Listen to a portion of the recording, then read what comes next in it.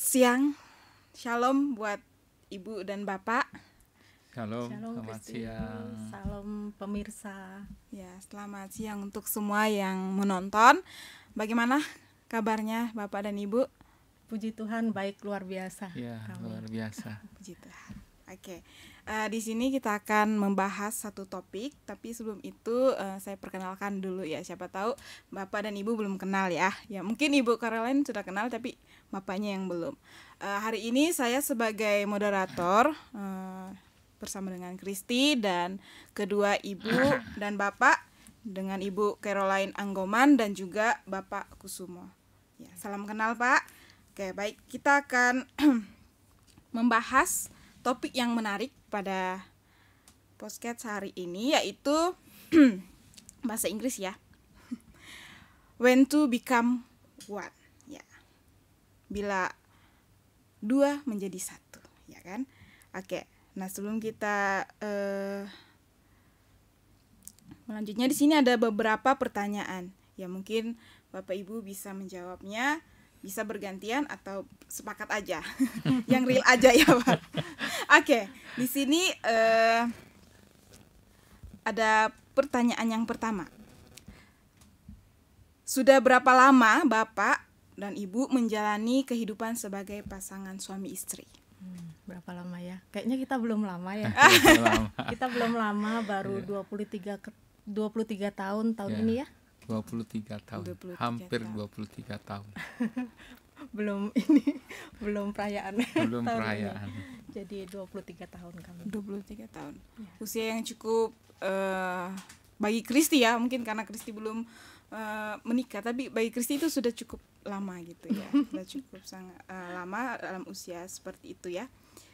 Dalam kehidupan sebagai suami istri, setelah menikah itu apakah dalam realitanya sama dengan yang dibayangkan itu persis atau tidak ya? Misalnya di TV kan, atau di sinetron atau di drama-drama Korea ya. Di situ di situ kadang kenyataan realita kehidupan pasangan suami istri itu romantis gitu ya kan. Dari Ibu Caroline dan juga Pak Hendrik, gimana, apa yang terjadi setelah pernikahan? Benarkah kehidupan pasangan itu seindah seperti yang di drakor-drakor gitu? Ya, boleh dijawab. Iya, mungkin saya dulu ya. Ya, kalau buat pemirsa yang di rumah yang sudah menikah, mungkin akan sepaham kalau tidak seindah gitu ya. Tetapi kalau buat saya, menurut saya, sudut pandang saya begini, tidak mudah tapi bukan tidak indah gitu di dalam menikah. Asal kita memiliki kunci dan juga ada resepnya di situ gitu. Jadi Resep. bukan tidak seindah tapi tidak mudah tapi indah. Ya, berarti mungkin ada proses yang dilewati ya. Iya, betul. Ada proses. Kalau Ya. dari Bapak mungkin? Kalau bagi saya, setelah menikah itu suka duka bersama-sama. Biasanya sendiri ya. Ya, Sekarang biasa sendiri, sekarang bersama-sama. Sekarang bersama-sama. Berdua. Berdua ya. Beda ya rasanya kalau sendiri dengan berdua gitu ya. Betul. Pasti. Bisa kalau sendiri mau lari memang lari ke Tuhan ya kan, tapi untuk sebagai manusianya butuh orang gitu kan, butuh pendamping. Jadi ketika berdua ya sama-sama mengalami, sama-sama juga menguatkan ya kan. Oke. Selanjutnya, apa yang dikatakan Alkitab tentang pasangan yang sudah menikah? Ya,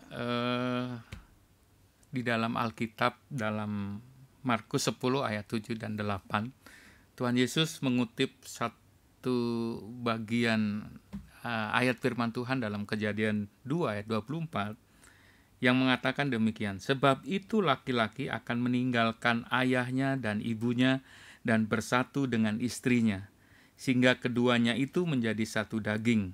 Demikianlah mereka bukan lagi dua, melainkan satu. Jadi orang menikah itu bukan karena mencari kecocokan, tetapi menyatukan dua pribadi yang berbeda. Ya, seperti dengan tema kita ya, when to become one, ya kan, dua menjadi satu. Kalau Ibu Caroline mungkin ada mau ditambahkan? Mungkin itu ya. Iya. Sama aja. Iya. Oke. Jadi mencocokkan dua pribadi yang berbeda biar tujuan misi visinya juga sama ya. Betul. Satu. Oke. Bagaimanakah seharusnya seorang yang sudah menikah menjalani kehidupannya? Ya tadi kan, ya tadi di apa namanya, di perkenalnya Pak Kusumo, tapi mungkin lebih familiarnya Pak Hendrik gitu ya. Nah, memang untuk dua menjadi satu itu mungkin kita perlu dulu memahami bahwa di situ pasti terjadi penyatuan gitu ya. Sebelum tadi saya jawab bagaimana setelah menikah, penyatuan itu ada 3 hal. Jadi penyatuan tubuh, di mana di situ dalam perkenanan Tuhan terdapat seks di situ ya, di mana di situ ada perkenalan yang lebih intim, pengenalan yang lebih intim antara pasangan suami dan istri yang diberkati Tuhan di dalam pernikahan. Terus yang kedua itu penyatuan masalah jiwa ya, antara suami dan istri, di mana di situ ada keinginan, dan caranya itu bisa dengan berkomunikasi, terus quality time, terus sharing hobi gitu ya, sharing kebiasaan dan segala macam. Terus yang ketiga itu penyatuan roh di dalamnya, di mana di situ kita bersama berdoa, membangun mezbah keluarga, dan juga saling mendoakan ya. Jadi penyatuan, atau dibilang tadi Pak Hendrik, satu daging ya, ada di ayatnya tadi, itu sebenarnya intinya itu tiga itu. Nah, bagaimana setelah menikah? Memang menikah itu kita seperti membangun rumah gitu ya. Jadi yang perlu dilakukan pertama itu bersama ya, tidak boleh sebelah tapi bersama, membangun rumah tangganya secara bersama ya. Itu merupakan satu pilihan dan keputusan bersama bagaimana kita membangun rumah tangga gitu. Terus yang kedua itu baik suami atau istri itu menjaga relasi dengan Tuhan ya. Makanya di awal saya bilang kalau bisa indah kalau kita tahu kunci dan resepnya ya. Jadi kita menjaga relasi dengan Tuhan, baik sebagai istri ataupun suami itu menjaga relasi dengan Tuhan, dan juga menjaga relasi pasangan itu sendiri. Itu yang kedua. Terus yang ketiga itu selalu melibatkan Tuhan. Selalu melibatkan Tuhan, yang utamanya ya, melibatkan Tuhan dalam seluruh aspek. Nah, karena itu di dalam rumah tangga itu kan banyak dinamika ya. Benar. Dengan melibatkan Tuhan berarti bukan hanya kita berdua di dalam rumah tangga ya, antara suami dan istri, tapi di situ ada Tuhan yang selalu terlibat dan kita harus melibatkan dia. Ya, jadi setelah menikah mungkin itu, Kristi. Ya, kalau menurut kami ada tambahan. Menarik ya. Jadi masukan juga untuk Kristi yang belum bersuami ya. Mungkin nanti kedepannya akan perlu kita doakan materi-materi yang disampaikan bisa menjadi motivasi buat Kristi ya. Ya. Dan sini ada lagi pertanyaan, tidak dapat dipungkiri bahwa seseorang yang sudah menikah akan mengalami bentrok ya. Bentrokan antara satu sama lain. Dalam hal tersebut, apakah yang harus dilakukan oleh kedua pasangan kita pada hari ini? Silakan. Iya, bentrok dalam arti beda pendapat, beda pemikiran, beda prinsip, itu kemungkinan itu bisa terjadi ketika dua pribadi menjadi satu. Tetapi bagaimana cara atau mencari solusinya yang benar untuk supaya dua pribadi ini tetap satu dan tetap bahagia. Tapi kalau dilihat Ibu Caroline bahagia. Iya, jadi tentunya harus punya sikap rendah hati. Ya kan, untuk sama-sama membawa setiap permasalahan di hadapan Tuhan. Kembali lagi intinya kepada Tuhan. Ya, memang kan nggak bisa dipungkiri. Walaupun usia sudah matang pun tidak bisa dipungkiri itu bisa terjadi perbedaan. Tetapi kalau ya itu tadi, kalau kita selalu melibatkan Tuhan dan hidup kita selalu dituntun diarahkan oleh firman Tuhan dan rohnya yang ada di dalam diri kita, roh Allah itu sendiri, maka kita memiliki tuntunan, hikmat dan arahan. Begitu juga Roh Kudus akan menolong kita menguasai diri, sehingga segala sesuatu perbedaan atau apa itu diri kita sendiri itu tidak berjalan dengan ego kita, tetapi ada yang menolong kita, menuntun kita, firman Tuhan dan Roh Allah itu sendiri. Ya, jadi kalau bentrokan itu walaupun hal kecil, kalau misalnya tidak sehati, bersama untuk menyelesaikannya pasti menjadi besar, ya kan? Betul. Tapi karena dari dua menjadi satu, ketika ada bentrokan untuk bersama-sama menjadi dewasa, pasti ada solusinya ya dalam setiap bentrokan yang dialami. Pasti. Ya. Ya. Sebelum kita menutup, satu lagi pertanyaan yang akan saya bacakan ya.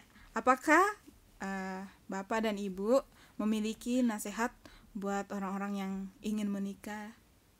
Ya, seperti Kristi dan juga mungkin teman-teman yang akan menonton podcast ini, ya mungkin ada.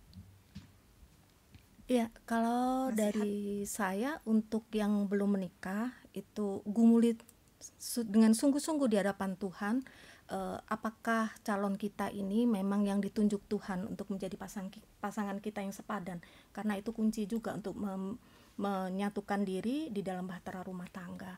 Terus untuk yang sudah menikah itu kembali lagi ke dalam firman Tuhan, berfungsi di dalam perannya seperti yang diajarkan dan juga yang dituntun oleh firman Tuhan, gitu ya. Jadi kita harus mengambil fungsi dan peran seperti yang diajarkan di dalam firman Tuhan, karena itulah yang sempurna untuk menjadi arahan kita, ya. Terus yang mungkin saat ini sedang mengalami pergumulan atau kepingin lebih berbahagia di dalam rumah tangganya, mungkin saya bisa memberi motivasi. Kalau ada konseling untuk yang belum menikah, ambillah konseling pranikah, itu sangat-sangat baik ya, khususnya di STT kita sepertinya juga ada juga ya, kalau ingin ini boleh mendapatkan informasi ya. Benar dengan sekali. STT kita. Dan juga untuk yang ada juga konseling pranikah. Kadang gini Kristi, ada kalanya kita kepingin perbarui tapi itu nggak tahu seperti caranya, apa ya, bagaimana. Iya, jadi kita bisa melebatkan mentor-mentor yang berpengalaman, yang bisa menolong kita, dan wadahnya itu bisa di dalam konseling pranikah untuk yang sudah menikah, seperti itu. Kalau misalnya jangan memiliki cara sendiri, misalnya gini, sudah menikah terus ini pasanganku tidak sepadan nih, terus aku kayaknya harus mencari lagi. Nah itu jangan ya. Berarti ganti lagi pasangannya. Karena sudah bukan masanya untuk mencari. Kalau sudah menikah, ya sudah, memang butuh perjuangan, tetapi kembali lagi kita merendahkan diri di hadapan Tuhan, kita minta Tuhan, karena Tuhanlah yang sanggup untuk menolong kita, memulihkan dan memperbaiki. Seperti itu. Jadi jangan mencari jalan sendiri, atau sudah menikah mencari lagi pasangannya sepadan. Jadi jangan dulu seperti itu. Mungkin itu dari saya. Ya, saya hanya istilahnya meringkas tip tadi ya. Yang pertama, tanya Tuhan. Yang kedua, taati firman Tuhan. Yang ketiga, buka mata lebar-lebar dan buka hati seluas-luasnya. Ya. Nah, supaya tahu apa yang jadi kehendak Tuhan. Ya, jangan, artinya kalau mata kita nggak kita buka lebar-lebar, kita hanya melihat hanya satu orang yang sesuai dengan keinginan kita, padahal setelah sekian lama berdoa, Tuhan sebenarnya sudah siapkan di depan kita atau di samping kita. Cuma karena kita tidak membuka lebar-lebar, jadi kita tidak melihat ya. Betul. Yang sudah disediakan oleh Tuhan. Tapi kita fokus sesuai dengan keinginan kita ya kan. Seperti itu. Baik. Jadi dari kesimpulan yang bisa saya simpulkan, bahwa Ibu Caroline dan juga Pak Hendrik emang udah menyatu kayaknya ya. Dari pembicaraannya sudah lihat ada kesamaan, ada yang kata yang diulang-ulang kembali, utamakan Tuhan. ya kan, kerendahan hati. Ya, fokusnya pedoman kita ya kembali ke Alkitab ketika ingin menjadi pasangan suami istri. Ya, kalau ingin bahagia ya bacalah Alkitab. Di situ banyak pedoman untuk menjadi pasangan suami istri. Ketika perbedaan yang dari pribadi satu ke satunya berbeda, tetapi kalau datang kepada Tuhan akan menjadi satu. Ya kan? Satu daging, satu jiwa, satu roh. Ya, untuk jadi untuk membangun rumah tangga, bagi kita yang belum berumah tangga, kita harus mendasarkannya pada Tuhan Yesus. Ya, benar? Ya, jangan cari yang sempurna. Jangan cari yang sempurna karena nggak ada yang sempurna. Benar. Ya, tapi carilah yang bisa menjadi pembimbing atau membimbing kita bersama-sama untuk mengenal Tuhan lebih jauh lagi. Ya. Baik, terima kasih Pak Hendrik. Sama-sama. Dan juga Ibu Caroline untuk hadir sebagai narasumber kita pada hari ini. Kita akan ketemu di podcast selanjutnya. Jangan lupa di komen, di like. Mungkin ada pertanyaan mengenai karakter yang berbeda menjadi satu, bisa di komen. Ya, jangan lupa di subscribe. Terima kasih. Sampai jumpa. Ya.